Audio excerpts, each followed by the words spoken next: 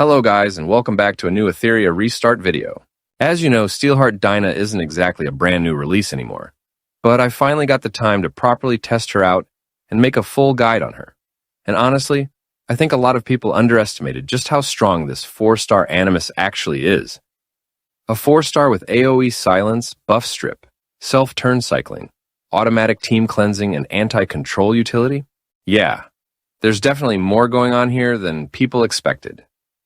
Today we're taking a full look at Steelheart Dinah, breaking down all of her skills, where she stands in the current meta, whether she's worth building, and if she can actually perform outside PvP and PvE content as well. Starting with her skill 1, Muted Raid. This is a single target attack that deals 240% damage with a 40% chance to inflict silence for one turn. But honestly, the most important part of this skill is the extra 25% turn meter gain after attacking. That means Dinah rotates turns surprisingly fast for a 4-star control unit. Even if the silence doesn't land, she's constantly pushing herself forward, getting back to her ultimate faster, and keeping pressure on the enemy team. In longer fights, that extra turn cycling is going to matter a lot more than people think. Now this is the skill that really makes her stand out. Frigid Blade. Whenever Dinah gets hit by an AoE attack, she has up to an 80% chance to cleanse one debuff from all allies and apply Sword Soul. And Sword Soul is actually pretty insane utility because it grants immunity to things like HP removal effects, debuffs, dispels, cooldown increase effects, and even turn meter reduction. Basically, she punishes enemy AoE teams by automatically protecting your squad. And the craziest part is that at max level, this passive can still trigger even if Dinah herself is crowd controlled. So stunning or silencing her doesn't completely shut her down, which is very valuable in high-level PvP. Then we have her ultimate, Heavenly Cascade.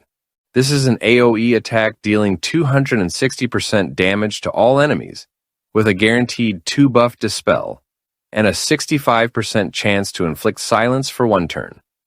And honestly, this is probably the main reason she's going to see real PvP usage.